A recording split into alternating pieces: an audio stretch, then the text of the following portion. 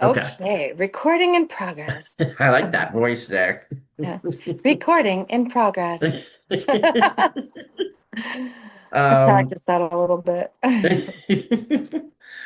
you should go into voice acting there. No, not my thing. We've got AI for that, apparently. Oh God, I don't know how I feel about AI into the acting world and all that stuff. Like, it's kind of creepy to me. It's a little weird. I think if you're trying to film a scene that you cannot pull off, Right. then yes, I think AI is, as long as it fits your narrative, yes. But if you are going into a whole film of AI Yeah. and it's just one AI, I don't know how I feel about that. So I think it's kind of, when it comes to that, it's almost an inevitable factor. I'll give you an example. Do you remember the movie? And I'm also kind of co-recording on, but I'll say it anyways. Do you remember the movie Blood Diamond with Leonardo DiCaprio? Yes, yeah. Right. Do you remember how bad his South African accent was? Oh God. It was Okay. so bad. So now in The Brutalist was a film that was released in the last year, and they had used AI to change an accent to make it that it would pass. It was a crappy, the guy did a crappy accent. AI fixed his accent for him, and then it went forward. They got so much heat for doing that. It was ridiculous. Mm, Actors jumped on them, union, because they have people that train you to get those accents. The problem is like anything else, it's a scaling thing. Like, some people learn a little bit better than others, some may do it a little bit better than others. Leonardo DiCaprio did not pull off that accent during that film at oh all. no. Mm, So, I think, when it comes down to AI in the next year, I don't know if you know this, OpenAI has created an entire full feature film. It is a animation. It begins with a C. I want to say it's not Critters. It's called Critters with a Z. okay. And they want to premiere it at Cannes International Film Festival, which is, one of the largest film festivals out there. And I'm interested to see whether they're going to be able to pull that off or not. You see, I don't know how I feel about it. Like, whereas I do think AI is good for some things, I'm Yeah. skeptical about it being involved in things like art and food and medicine. I'm very skeptical about that. Well, I will tell you, and this goes into another thing. I'll just go on a short tangent with it. They have found that when it comes to medicine and medical records, AI, if you feed it like a group of medical records from start to finish, say that you have 20 years of medical records for, like, me, and they feed in those medical records to AI, and with a certain prompt and skill set, it can discover certain cancers 5 to 10 years before a regular doctor would, or it would be picked up on imaging. So there are some things I legitimately think it can be excellent for, but at the Yeah. same time, like anything else, it's easy to abuse. Yes. I love that people are using right now AI as almost a search engine, and they're not using prompts, which will give you inaccurate information. And I think that's where we have it. People should be required to do a class on AI prompts. Agreed. Yeah. Agreed. Because if you're not educated in it, you can actually find yourself in a really, really bad spot using AI. You really, really Yes, can. you Um, absolutely can. I wanted to go back to what we were saying about TikTok and Instagram with the algorithm. Okay. I feel that the algorithms need to be more geared toward helping you rather than you helping the algorithm. Because here's the thing, right? Like, yeah, the platform is there for you, but without you, there's no platform. So I kind of find it to be a double-edged sword that an algorithm that's supposed to be meant to help you grow, you have to work with it. The algorithm should be working with you, in my personal opinion. I agree with that, but I will tell you the algorithm and whoever owns it will always be more into the money, because Yes. money speaks. Nobody else Yes, cares. And when it comes to TikTok, it really is about what sells. And our attention spans as a human race have decreased so significantly. The average person can't even get through an entire movie in a no, theater. That to me is sad and shocking. it But is. the 30-second, that is also why the micro dramas is now an $8 billion industry, because that's the attention span that we have. So when you say TikTok, it's 30 seconds, a minute, whatever it is that people can watch and people are watching. That's kind of where we're at as a society. But it's also, our industry is fascinating because behind the scenes, everybody wants to see behind the scenes. But we sign NDAs. We can't always show that. Indie Yeah, films, you can be posting that stuff, and you as an indie filmmaker should be doing that. When you yes, guys are producing, you should be posting that footage behind the scenes everywhere, letting the actors, especially if they have big fan bases, post those things because you're allowed to. We're not right. allowed to.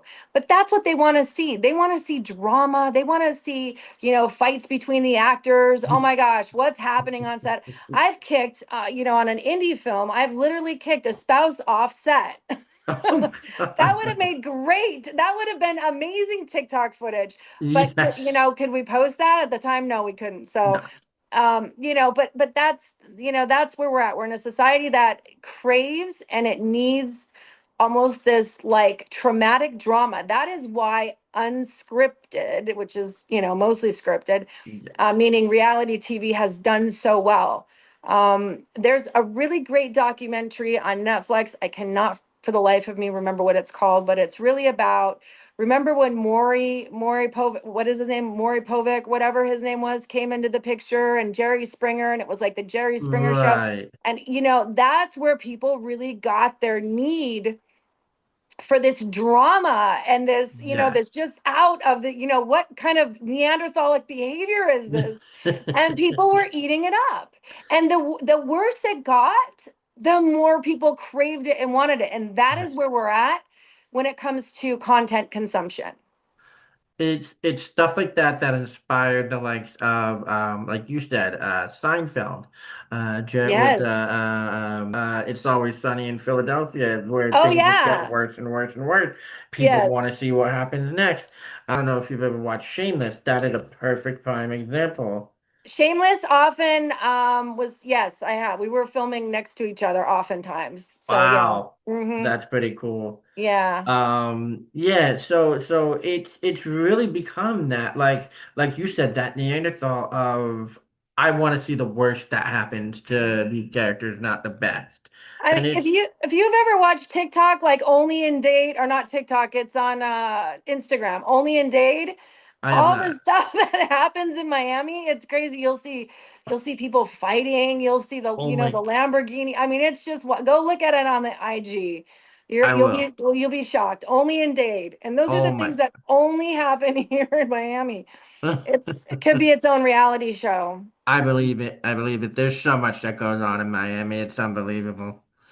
I But wanted to do a show here, and I'm gonna say it. I don't know if you can. You might have to edit it out. It was going to be called Bathroom Bitches, and the things that would happen in the bathrooms in Miami if you were like out at a club. I'm not going to say them. You oh can use no. your biggest imagination on however you want to do that. But there's a lot that goes on, and I wanted to do a show on that. We weren't able to get the funding in order to do so. But that would have been an excellent one. We did Oh do, my I God. think we did, we filmed a pilot or two for that. I can't remember. But yeah, Oh my God. That would be amazing to see, honestly. I Dear don't know. Lord. Some things you don't want to see, but yeah, it would. It would have been a great reality show. That would Unscripted, scripted. that would be a good show on like FX right there, Yes, or yes. Showtime or something like Showtime. that. Yep. Yep. That would be No, excellent. People would eat it abs up. Even absolutely. Bravo, maybe. I mean, I don't know. So going to my next question for you. Okay. This is gonna be a heavy one. So, Oh dear. if you had a piece of advice for anyone interested in the field of production or film, Yeah. what would you tell them? Ooh, I would say it's a long, hard journey. And hard work, sweat, tears, and sometimes blood will literally get you there. If it's something that you want to do, you have to really, grind it out. You're going to have to work those 20-hour days. You're going to have to do the things you don't want to do. But if you can find a team that work well together. I always say I want to surround myself with people that are so much smarter than me because you are only good as your weakest link, meaning on a production set, you're only as good as your weakest link on that set. Yeah. And I want people who are smarter than me. I mean, I always joke like I'm a blonde, so I need to, and that is true. You always need to have people with more experience because that will only help you. It's like if you're playing tennis and you're in a match and you're playing with like Serena Williams and you're like, "Oh my God, it's so hard. I keep losing. I keep losing."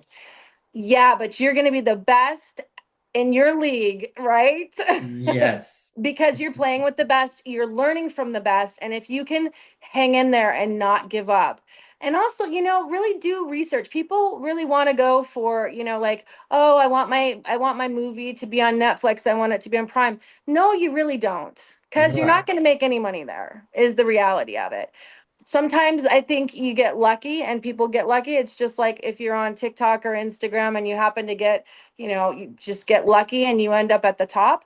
That's great. But you also can get there by working hard and putting all your effort into it. But it is an industry that is easy to say, it's too much. I give up. I'm done. And the last few years have been such a hard portion, like it's been tremendously difficult for the industry. And everybody's kind of at these roads. I mean, I've seen CEOs, I've seen people who have been in the industry their entire lives that have lost everything. Some of them have unfortunately decided it was too much and ended it. And that's kind of the reality where the industry is. It's just been a few really hard years. We're just coming out of the pandemic when we had the 7 month strike. Yeah. Then we had like the year from hell, which was kind of like the last recovery year, and now we're recovering from that, and now people are kind of starting to get back. But standard film isn't quite there yet, and we're going to go into an economy that is notoriously difficult for film and TV. And then you also have Yeah. this weird thing of where creators, and you've got the vertical, kind of, I guess, trend where everybody's watching things on their phone, so they're holding it. We used to make fun of like the vertical video. Remember the vertical video footage? Yes. And that was, that was like a big joke for us. And now that is it. That's what everybody's watching. And these micro dramas, are now in. Disney's starting to invest in them. I think Paramount and Lionsgate have also kind of jumped in that ring, which means that is going to be the next biggest thing. So I know there's a company in Las Vegas that actually has like one big office leased out, and they've got like 15 different cubicles, and each cubicle is like a different little itsy bitsy mini set. And that's all they do is they film these little micro dramas. And then they post them all the way online, and they're making a ton of money. It's an $8 billion industry right now. Jesus, that's That's ins- going to triple in just a couple years. And film is going out of America. Saudis have now invested billions of dollars to have their stuff done over there. The UK is offering incredible tax credits. It's cheaper to film over there because of yeah. labor. So there's so many different changes that we're seeing in the industry. So you have to be able to adapt. You have to be able to go where you can afford to film. If that means you're filming your indie film in Spain because it's cheaper, or the UK, or you go to Saudi. I've worked over in the Middle East, and I will tell you it's difficult as a woman to film there. I've also, China is also, difficult. You've got to get everything past the censorship board first. It's not easy to do, but film is leaving the United States. We are no longer, we are kind of starting to step back, and a lot of that has to do with our tax credits and our labor laws Yeah. and our unions. But It, God forbid, if we didn't have these unions right now, we would be in a whole world of trouble when it comes to what's going on with AI, and just, yeah.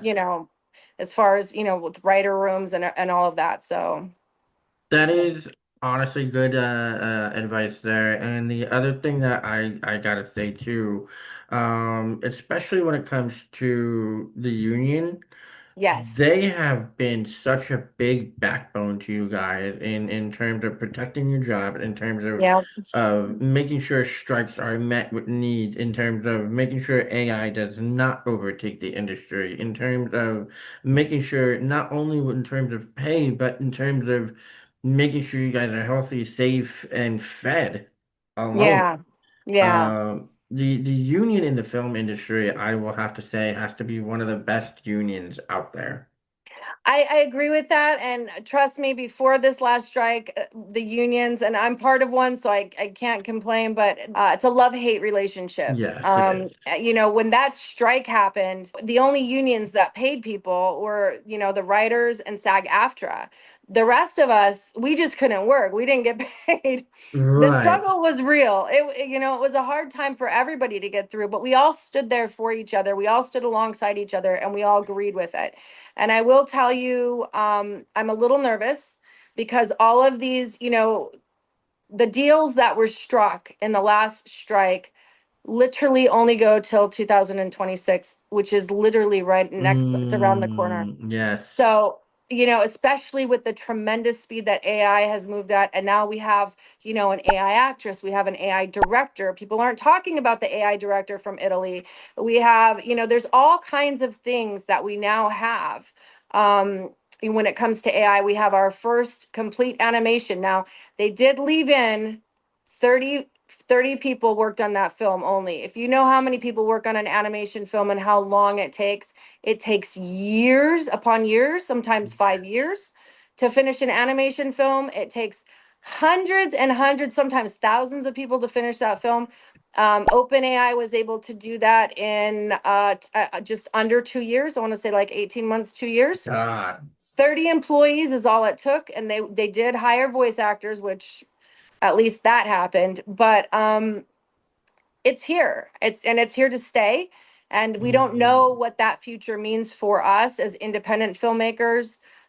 We don't know what that Yeah. means to us as large scale filmmakers, as large studio filmmakers. It's a scary time, but It it's a is. time where we really need to think about.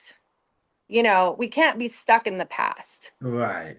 We have to move forward with these advances, but we have to move forward with consideration. So we'll see what the next bargaining when it comes to the unions happens, but I am a little nervous about it. I'm not going to lie. I don't think we can survive another strike, to be No, honest. no.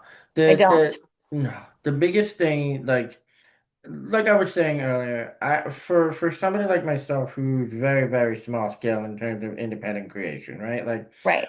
I can't afford a multi-million-dollar studio to be able to pull off like big Tom Cruise style special effects and jumping out an airplane myself. Like Right. I can't do all of that. So AI is very useful when I may have forgotten to shoot a scene, or I may have forgotten to incorporate some explanations in a project. Like I read one of the things that the ruling of AI versus film states is as long as it fits the narrative, as long as it helps your story progress, Yeah. people see it as okay to have it in there. But does that mean I want to have it in for every little scene? Absolutely not. No. I will tell you that Netflix has taken a lot of heat. I agree with you. And I think it makes it a lot better for people that have lower budget films, especially Yes. to be able to make something that they wouldn't otherwise be able to do. Yes. But there is a series on Netflix, and I never say it right. It's like something called like Rogonaut or something not. It's a I can't remember, but one of the scenes, the final scene, I believe, I don't know if it was a final scene. I think it was a movie actually. They used AI to take down a building to essentially take down an entire building, which they specifically said there's no way that we could have made this film without that little bit of AI that we used. Netflix took so much heat for that because it was a Netflix original that they have now come out with a set of rules and like what they're going to allow as far as AI. in those things. But the reality is if we had those tools available, and we do have those tools available, but if we are able to use them, it Yes. would help. Then it becomes like, where's that line, right? How Yeah. much are you, how much are you allowed? And that becomes the issue. There's no real regulation, and that is the issue. Yeah.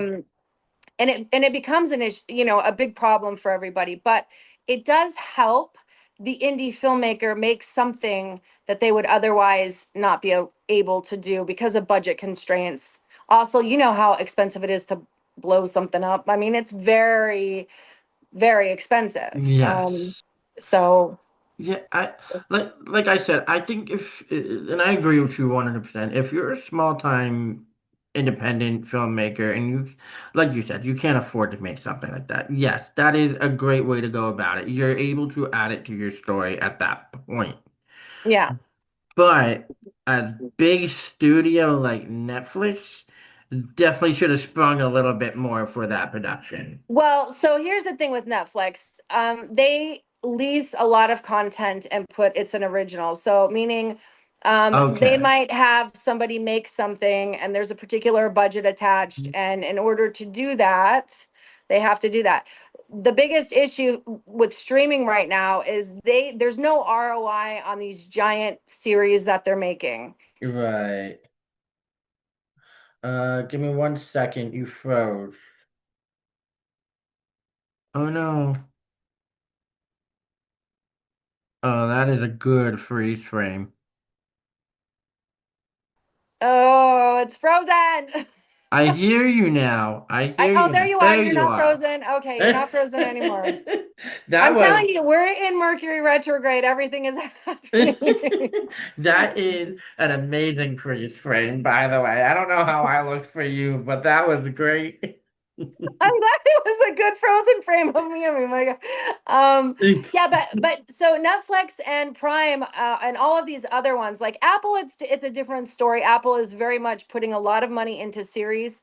Also, like F1, you saw and brilliant the way that they did that film and the way that they used product placement to pay for that. That's a whole nother story. But they're a cash heavy company, so they don't mind investing that because they're very behind in the streaming industry in the streaming world.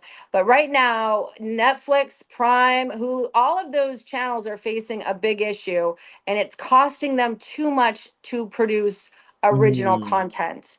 And hmm. so what they're starting to do is lease old content. So now when you look at your Netflix and you look at your Prime, and if you haven't noticed it, start noticing it. You're going to see a lot of older films pop up, and those are going to be on like the top 10 list. You know what's amazing? I've been seeing Hmm. stuff like Shrek on Netflix. I'm like, wait, where did this come from? This hasn't been on here in years. Yes, yes. And you're gonna see that is what you're gonna start seeing because they really do have an ROI issue when it comes to producing original content. Okay. And now with the tariffs, don't get me started on that. Everybody's Mm, kind of putting this pause because it's like, how do you tariff streaming?